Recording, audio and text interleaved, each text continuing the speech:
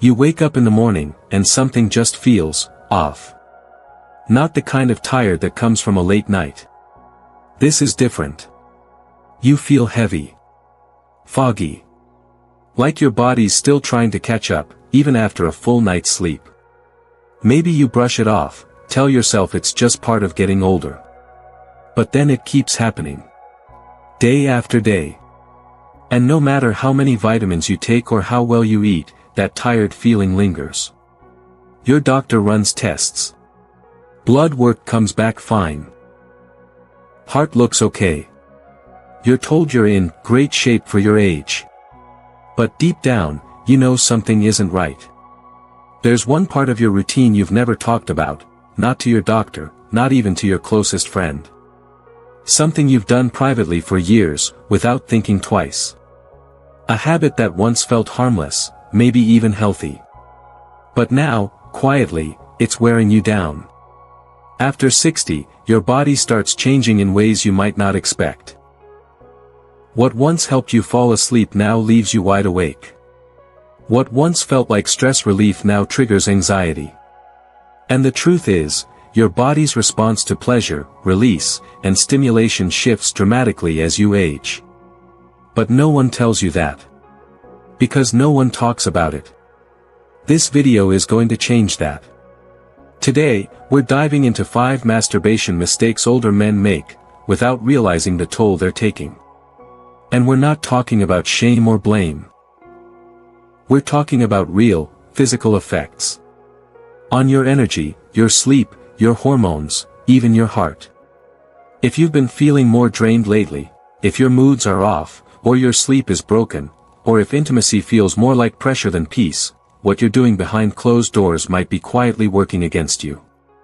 And by the end of this video, you'll know exactly what to look out for, and how to take control again. Some of what you hear might surprise you. Some might make a few things finally make sense.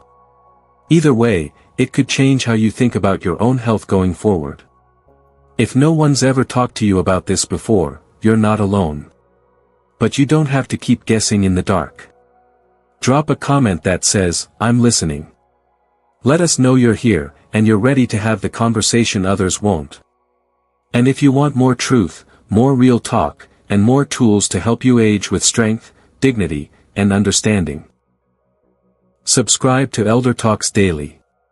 Because getting older doesn't mean getting left behind. You deserve to know what's really going on, and how to protect your well-being with clarity and confidence. Let's start with something most men never even question, how often they do it. Harold is 68. Retired. Still goes on his morning walks. Still sharp, still full of life. But something changed. By mid-morning, every day, he felt wiped out. Not sleepy, just flat. His mind felt foggy. He didn't have the same patience with his grandkids. And he'd snap at small things that never used to bother him. He saw his doctor. Got his blood pressure checked. Had full labs done. Nothing came up.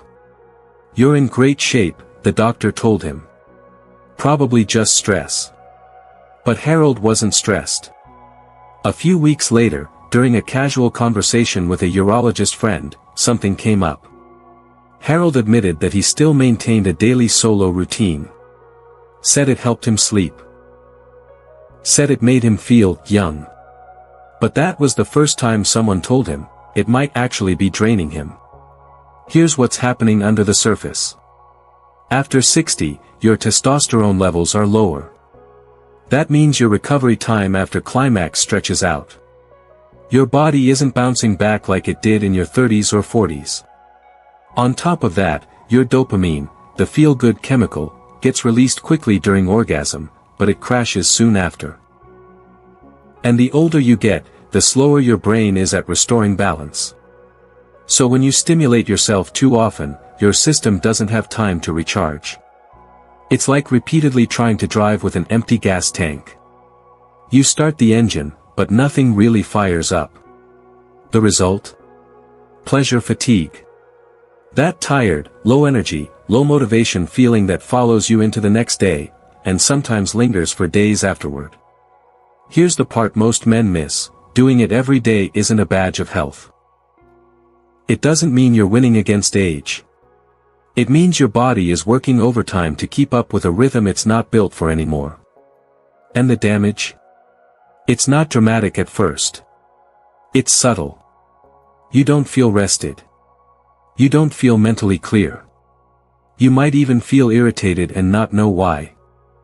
These small symptoms are often brushed off as just age, but they may be your body asking for a break.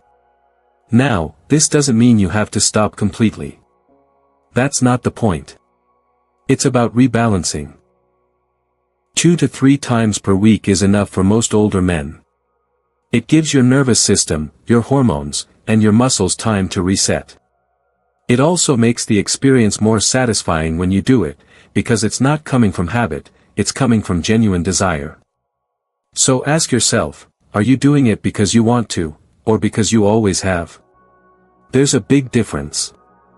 And if you're noticing that your energy is low, your temper's short, or your sleep feels disrupted, it might be time to check in with your own routine. Now, frequency is just one part of the puzzle. The timing of when you do it can make or break how your body responds. So let's take a closer look at that next. Let's talk about timing. This one catches a lot of men off guard, because for decades, late at night was the go-to time. It felt like a way to relax, wind down, and drift off to sleep. But here's what's quietly happening as you age. Dennis is 72. For most of his adult life, he had a habit of releasing tension right before bed. It helped him sleep in his younger years. Or so he thought. But lately, something strange was happening. He'd fall asleep fast, then wake up at 2 or 3 a.m. tossing. Restless. His mind racing. And the next morning, he'd feel even more exhausted than the day before. He thought maybe it was just part of getting older. Or maybe he needed to cut back on caffeine. But the pattern never changed. Until he stopped doing it at night. Here's why that mattered. Masturbation stimulates your sympathetic nervous system, that's your fight or flight response. Heart rate goes up. Blood pressure rises. Even your core body temperature increases slightly. Now in your 20s or 30s, that spike wasn't a problem. Your body would regulate fast, and you'd fall into deep sleep soon after. But after 60, your recovery slows down. Your body takes longer to shift from stimulation to rest mode. And your melatonin cycle, the natural hormone that helps you fall into deep sleep, is more fragile than ever. So when you climax late at night, your body may feel temporarily relaxed, but internally, your system is still buzzing. That buzz prevents your brain from entering deep, restorative sleep. The result? You wake up in the middle of the night. You feel unrefreshed in the morning. You might even feel anxious without knowing why. And the worst part, most older men don't connect these dots. They assume they're just having sleep problems. So they add more sleeping pills, or wine, or distractions. But the real problem might have started 30 minutes before they even got into bed. So what's the fix? Adjust your timing. Instead of waiting until just before bed, consider earlier hours, late afternoon or early evening, when your body still has time to settle afterward. Give yourself at least 2 hours to cool down mentally and physically before lying down to sleep. Then, focus on gentler bedtime routines, a warm shower, a book, some light stretching, even a calming playlist. These help your nervous system prepare for rest, without that spike and crash effect. Your sleep is too important to gamble with. Especially now. Because poor sleep in older men doesn't just mean feeling tired, it affects memory, heart health, blood sugar, mood, and even your immune system. And what many think is harmless habit might be quietly stealing those hours of healing your body needs most. So now you know, it's not just how often you're doing it, but when. But let's take this deeper. Because for some men, the problem isn't how often or what time of day. It's what they're watching while they do it. And that brings us to the next silent mistake, the content itself. Let's be honest here, what you watch, or even what you imagine, matters just as much as how and when you do it. Lionel is 66. Divorced. Living alone. For the past few years, he started noticing something strange. The same videos, the same fantasies, they stopped doing anything for him. What used to arouse him in seconds now felt flat. Boring. Numb. So he searched for more intense content. More graphic. Faster paced. It worked, for a little while. But soon, nothing worked. Not in private. Not with a partner. His mind felt detached.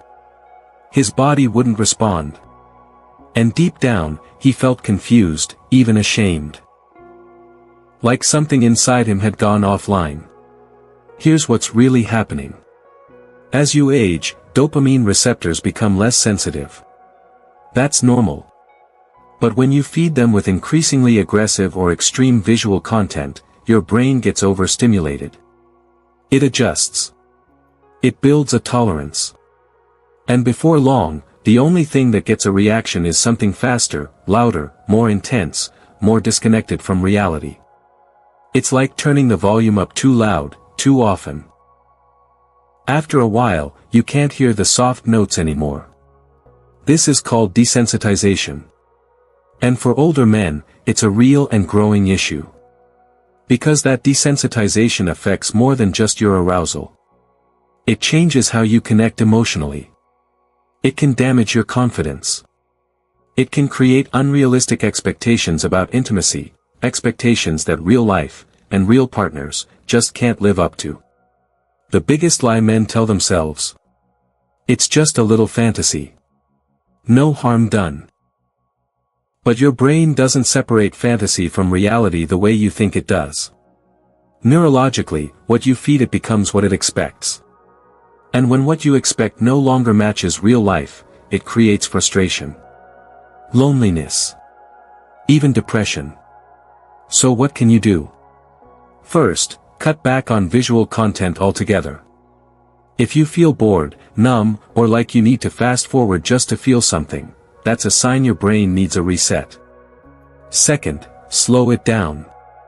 Give your mind and body space to reconnect. Let arousal build naturally. Don't chase intensity, chase presence. Third, relearn what real connection feels like. Whether it's through mindful touch, meditation, or rebuilding intimacy with a partner, the goal isn't to perform, it's to feel again. You're not broken. You're just overstimulated. And just like any system that's been pushed too hard, you need to step back to let it recalibrate. This isn't about giving anything up. It's about getting something back. Your natural sensitivity, your confidence, and your ability to connect without needing constant external triggers. Because the longer you feed your mind noise, the harder it becomes to hear what your body is really saying. Now, let's look at the next mistake, and this one's physical. Something simple. Something subtle. But over time, it can completely change how your body responds.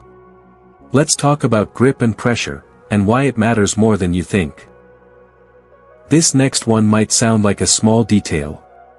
But for a lot of older men, it's the reason behind something they rarely talk about out loud, loss of sensation. Alan is 71. He noticed that his sensitivity had started to fade. It didn't happen overnight. It was slow. At first, it took him a little longer to finish. Then, it started to feel like he wasn't feeling much of anything at all. He assumed it was just part of aging, maybe nerve damage. But when he brought it up, quietly, and with some embarrassment, to his doctor, he was shocked at the answer. His issue wasn't his age. It was how he was stimulating himself. The doctor called it what some now refer to as death grip syndrome. Years of applying too much pressure during masturbation had conditioned his body to only respond to one very specific kind of touch, tight, fast, intense. That kind of stimulation trains the nerves and muscles to ignore anything gentler, including natural intimacy. And the older you get, the more delicate your nerve endings become. What worked in your 20s, fast, firm, and tight, now slowly chips away at your responsiveness. Here's what's happening physiologically. Your penis is loaded with sensitive nerve endings, and when overstimulated in the same aggressive way, day after day, they start to dull. It's not permanent damage, but it's enough to make touch feel muted. And this can lead to a vicious cycle. You can't feel as much, so you grip harder, and in doing so, you feel even less over time. And here's the real tragedy: many older men assume this is just their body getting old, when in fact, they're just stuck in an old habit that no longer serves them. So let's talk about what you can do. First, lighten up. Literally. Use less pressure. Give yourself time. Avoid rushing through the experience like it's a task to complete. Instead, explore it like something new. Because at this stage of life, it kind of is. Second, use lubrication. As testosterone drops, natural blood flow and skin elasticity change. Lubrication reduces friction and helps protect sensitive tissue. It's not just about comfort, it's about protecting sensation. Third, switch up technique. Variety reintroduces your nerves to a broader range of touch. Think of it like retraining your senses after years of tunnel vision. If you've noticed numbness, longer time to climax, or trouble responding to a partner, don't panic. And more importantly, don't ignore it. The solution might not be medication or hormone therapy. It might just be gentler hands and a little more patience. Because at this age, intimacy isn't about speed. It's about connection. And connection starts when you stop forcing, and start listening, to what your body is trying to tell you. Now up to this point, we've talked about the body. The habits, the timing, the physical mechanics. But there's one mistake that causes more harm than all the others combined. It's not what you're doing with your hands. It's what you're not saying out loud. Let's talk about the silent mistake most men carry for decades, keeping it hidden. This is the one most men take to their grave, the silence. Samuel is 75. A quiet man. The kind who always took care of others but rarely talked about his own needs. Over the years, he started to experience problems, loss of desire, occasional erectile dysfunction, even anxiety around intimacy. But he never said a word. Not to his wife. Not to his doctor. Not even to himself, really. He just kept it buried. He believed that at his age, these things weren't supposed to matter anymore. That he shouldn't still have these urges. Or if he did, that something was wrong with him. And because of that belief, because of that silence, he carried guilt, confusion, and shame for years. Quietly. Alone. This happens more than you think. Sexual health in older men is one of the most neglected and misunderstood areas in medicine. And the emotional toll it takes is just as real as the physical. Let's be clear, there is nothing inappropriate, nothing embarrassing, and nothing abnormal about still having a sex drive after 60, 70, even 80. What changes is how the body responds to it, and how society talks about it. Or doesn't talk about it. And that silence. That shame. It's not harmless. When you keep it all bottled up, your cortisol levels rise, your stress hormone. Over time, elevated cortisol can affect your immune system, your sleep, your blood pressure, and yes, your sexual function. So what you thought was just a personal issue might actually be affecting your entire body in ways you never imagined. And that isolation you feel, it compounds everything. It creates tension in your relationships. It keeps you from seeking help. It makes you feel like you're failing, even though you're not. The truth is, your sexual health is part of your overall health. And that means it deserves attention. Conversation. Support. You don't have to broadcast it to the world. But you owe it to yourself to bring it up with your doctor. To talk about it with your partner. Or even to just admit it to yourself, that you're allowed to want closeness. That you're allowed to feel frustrated. That you're allowed to care. Because you are. You're still human. You're still whole. You're still deserving of pleasure, connection, and respect. At any age. And the moment you stop hiding it, the moment you stop seeing it as shameful, is the moment you start healing, not just your body, but your self-worth. Let's not let outdated ideas rob you of one of the most human parts of your life. You've heard the mistakes now, the frequency, the timing, the content, the grip, and the silence. So where do you go from here? Let's pull it all together. Because this isn't just about problems. It's about reclaiming control of your health, and your peace of mind. Let's take a breath here. Because this conversation, what we just walked through, it's not easy. Not for you. Not for anyone. Maybe some of these mistakes hit close to home. Maybe they stirred something you hadn't even been able to name before. Or maybe they opened a door you've kept locked for decades. That feeling. That mix of discomfort, curiosity, maybe even relief. That's growth. See, most men over 60 were never taught how to talk about this part of their lives. You were expected to figure it out on your own. To carry on like nothing changes, even when everything does. But aging doesn't mean shrinking away. It doesn't mean giving up on joy, or pleasure, or the right to feel good in your body. It just means you have to be a little more mindful. A little more gentle. A little more honest. With yourself, and with the people who care about you. Because here's the truth, you're not broken. You're adjusting. Your body is still talking to you.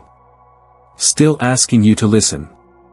Not with shame or fear, but with awareness. With kindness. You might have been doing what you thought was normal, or harmless. And now you're seeing how a few small changes, timing, technique, openness, can make a real difference in how you feel every day. This is about more than just masturbation. It's about ownership of your health. It's about knowing that when something feels off, it might not be aging, it might just be habit. It might be your body asking you to slow down, shift gears, and reconnect in a way that fits who you are now, not who you used to be. And that's not loss. That's wisdom. So if something resonated today, I want you to take one small action. Just one. That might mean bringing something up at your next doctor's visit. Or trying a new rhythm. Or journaling your energy levels. Or simply sitting with the idea that your pleasure, your wellness, still matters. Because it does. You've still got life to live, comfort to feel, and clarity to reclaim. And you don't have to do it in silence. Now, before we close, let's bring everything we've learned together, and talk about how you can carry this knowledge forward with confidence. Let's recap what we've covered, because every part matters. First, we talked about frequency. Masturbating too often without proper rest can drain your energy and leave you feeling more tired than fulfilled. Second, we looked at timing. Doing it too close to bedtime can disrupt your sleep, especially in older adults who already struggle with rest. Third, we explored the dangers of harsh or extreme stimulation, how it rewires your brain, dulls your sensitivity, and creates unrealistic expectations that isolate you from real connection. Fourth, we addressed technique. Using too much pressure might feel normal at first, but over time, it can lead to nerve desensitization and physical numbness that's hard to reverse. And fifth, we pulled the curtain back on silence. Keeping this part of your life in the shadows can lead to stress, shame, and missed opportunities to improve your overall health and happiness. Now take a moment. Ask yourself, which one of these felt familiar? Which one made you pause and think, maybe that's what's been going on with me? You're not alone. And you're not the only man your age going through this. But you might be the first in your circle willing to acknowledge it, and that takes strength. So here's what I want you to do next. If any part of this resonated, share it in the comments. You don't have to go into detail, just let us know you're listening, and that this matters to you. That one sentence might help another man realize he's not alone either. If you found something valuable here, subscribe to ElderTalks Daily. This is what we do, we bring real, respectful, and necessary conversations to the surface, especially the ones that most people are too afraid to touch. You deserve guidance that respects your age, honors your experience, and talks to you like a grown man, not a problem to fix. And if you're already subscribed, share this video with someone you trust. A friend. A brother. A son. Because this kind of awareness doesn't just help you, it builds a healthier future for every man coming after you. Thank you for staying with me this long. For being open. For being curious. And for caring about your health in a way that truly matters. This conversation isn't the end, it's just the beginning of taking back control. So stay strong. Stay informed. Stay honest with yourself. And I'll see you in the next one.